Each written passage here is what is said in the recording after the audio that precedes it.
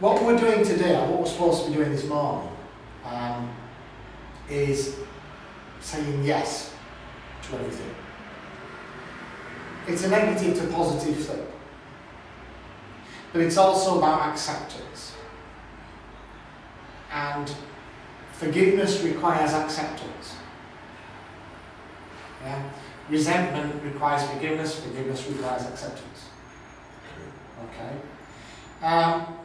It requires more than that as well. It requires knowledge.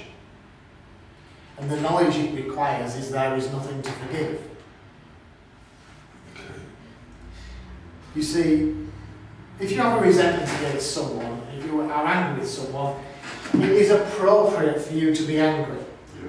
Now what we call a resentment, we call anger that you are not kind of working through. Yeah. You're just keeping hold of the same resentment instead of working through it. Yeah. So obviously working through resentment means getting angry over it, yeah. Finding the person guilty of the offence, yeah. Stating what your needs are, and going about getting them met.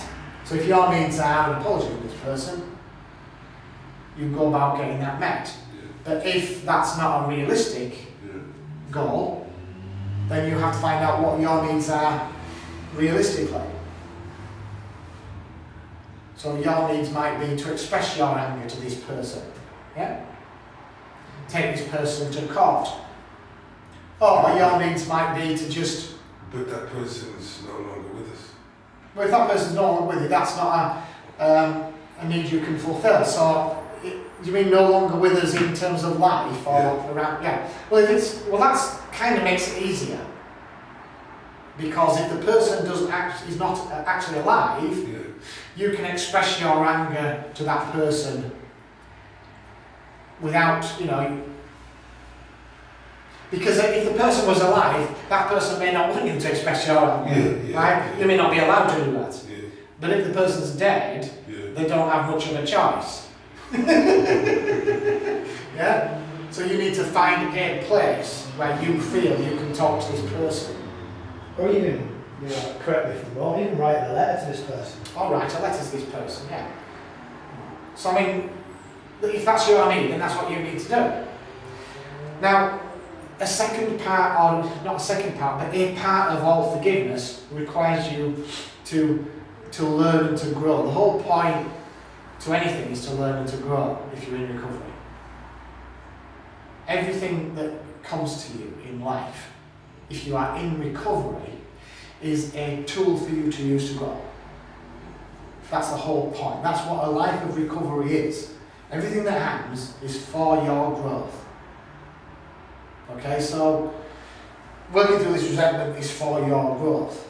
And part of that growth can be an increased awareness and understanding. Now, there is a book called A Course in Miracles. And there's another book, and I forgot what the name is, but basically it's like these sort of spirits, and they're channels to God. Okay, and the book is about dialogues with these spirits. And this particular spirit, I forget the names, but the person says to the spirit, well, what about forgiveness? Resentment and forgiveness. What do I do with that? And the spirit says, there is nothing to forgive. The only reason you are angry is because of an illusion you hold. Okay? So that's worth getting into, which is not the subject of this morning. But to put that very simply and quickly, to deal with it very simply and quickly, right? Let's say there is this person who's got a loving partner, and this person decides to start using heroin, gets into heroin addiction, and starts stealing from the partner. The partner is going to be angry and resentful, and the partner may decide to work through this. So the first thing you do when you work through it, what are my needs in relation to this anger I have at this person? So the partner, if this partner is healthy, will say, my needs are to recognise I can do nothing. I cannot help this person anymore. To recognise that I need to not be in a relationship with this person anymore and go through the pain of separation. That's the healthy thing to do. Okay, fine. However, this partner has still been lied to and cheated on and betrayed. Okay? So they have to forgive beyond that. Now they're not going to do that. They've met their needs. There are no more needs to be met. The thing is solved. Yeah? So we can't work through it anymore. We either decide to keep the anger or let it go, or work on it on another level. So, and what most people do is they just decide, no, I'm going to keep my anger to protect myself and this person, and time heals. Some people have a list. I have a list. You know, if I don't want to forgive someone, I'm not going to. Tell you what, I'm not. You know, because I don't want to. And that's my choice, it's my life. But at some point, an incident will arise where I identify a need to forgive. Yeah? And what I generally do is I put them on my forgiveness list. I don't forgive them. It's like that becoming willing to. I become willing to at some point, so I put them on the list, the willing list.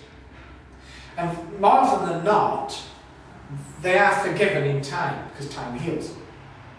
But sometimes that's not good enough. Sometimes I need to go the extra mile.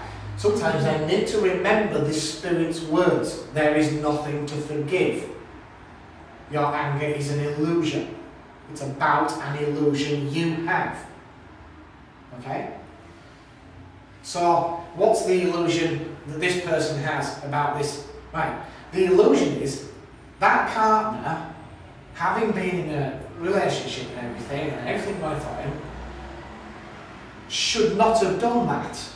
It was wrong. That's my illusion.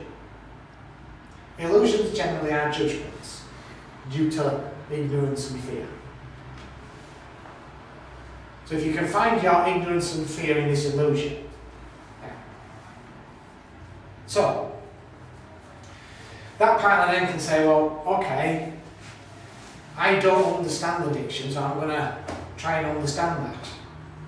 And then if this person decides to try and understand, they tend to invite answers into their life. So the answers might be, you know, that they become to understand that actually that person had a messed up childhood, whatever, was abandoned as a child, was whatever. And so I can understand how if this person's messed up, the attraction of these chemicals to make them feel better was paramount.